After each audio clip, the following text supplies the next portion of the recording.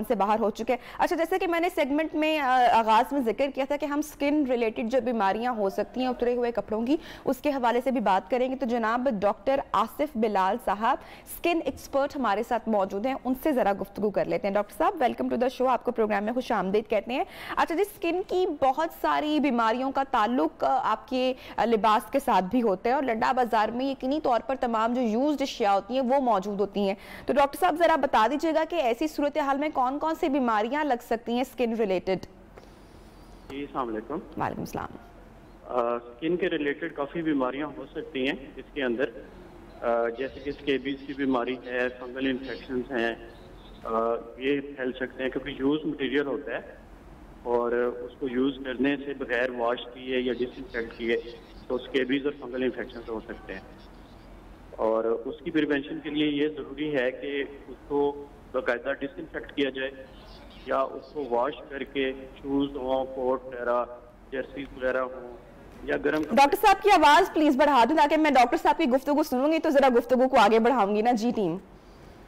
जी, तो इस लिहाज से जो है ना वो उसको डिसइंफेक्ट करना और उसको वॉश करना बहुत है ताकि स्किन की इन्फेक्शन ना फैले।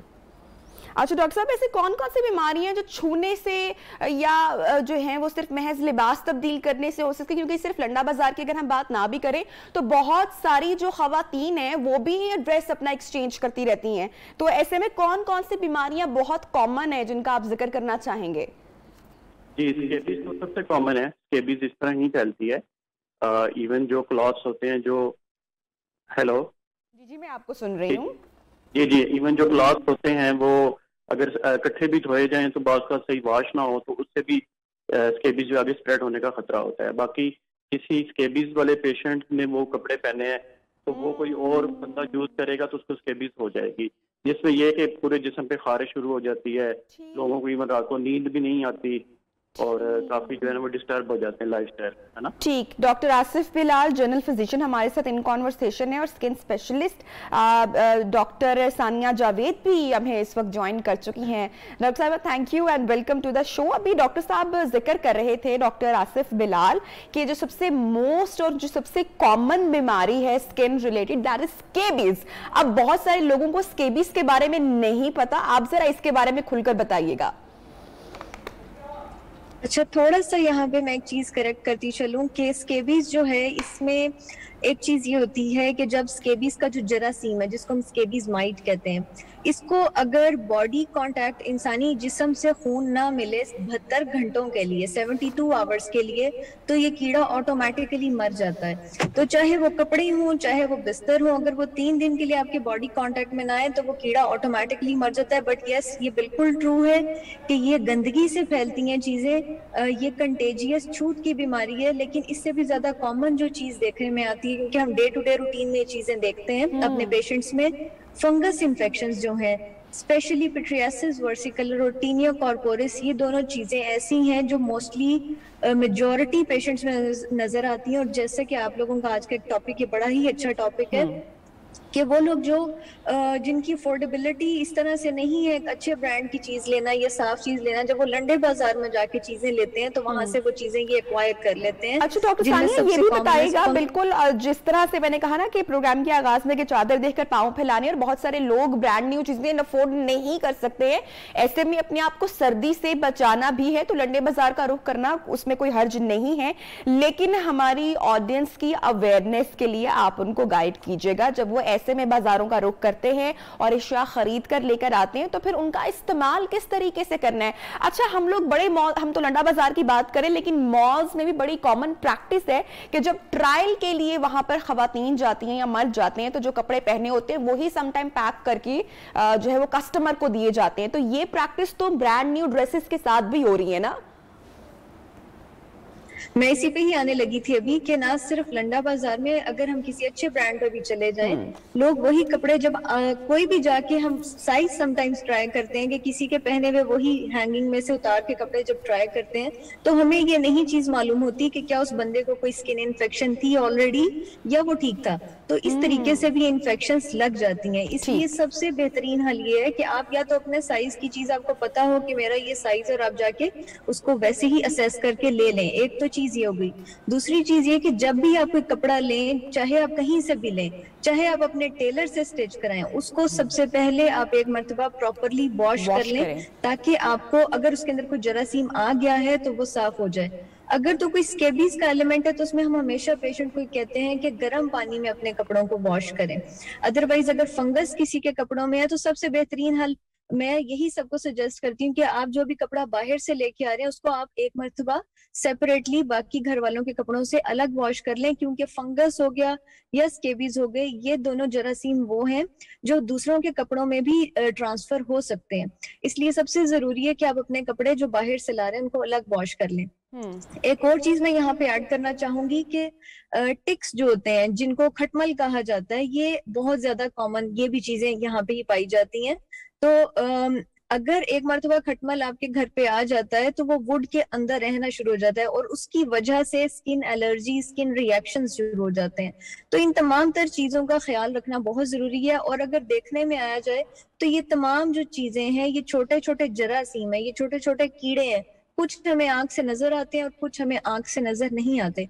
इसलिए बेहतरीन हल ये है कि रोजाना शॉवर लें, रोजाना अपनी बॉडी को एक मरतबा शॉवर दे दें। जरूरी नहीं कि आप एंटी बैक्टीरियल सोप्स ही इस्तेमाल करें, आप कोई भी साबुन इस्तेमाल करके अपनी बॉडी को वॉश कर सकते हैं और अपने कपड़ों को साफ रख सकते हैं। अच्छा डॉक्टर आसिफ, मैं आपकी जानिब रुख करूंगी और मैं आपसे जानना चाहूंगी कि यकीनी तौर पे जो लंडा बाजार से कपड़े खरीदे जाते हैं वो उस तरीके से साफ नहीं होते और हर शख्स की कोशिश ये होती है कि वो घर लाके कम से कम एक बार वॉश कर ले। कुछ लोग ये प्रैक्टिस करते हैं और कुछ लोग नहीं करते, उनके लिए खास कर ये शो है।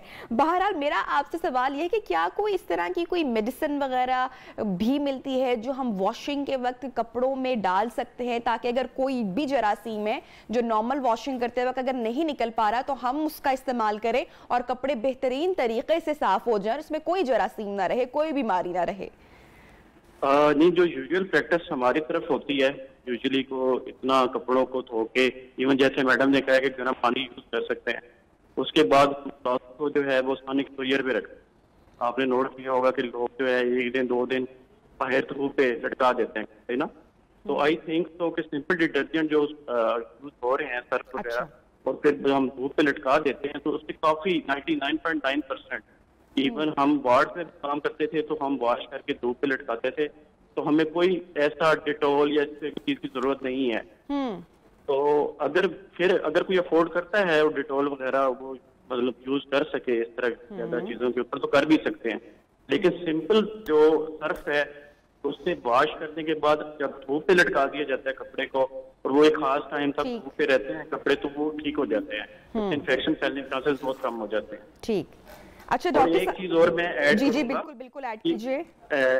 एक चीज जो हम भूल जाते हैं, जैसे लंडा बाजार में बहुत ज्यादा रश होता है, हम लोग ये ख्याल नहीं करते कि जिस तरह अब कोविड है मास्क वगैरह यूज नहीं करते, या जिस तरह डेंगू फैला हुआ है सुबह के वक्त या शाम के वक्त हमें कोई ऐसा रिपेलेंट यूज करना चाहिए कि वहां पे भी तो ये मॉस्किटोज काट सकते हैं और ये चीजें हो सकती हैं।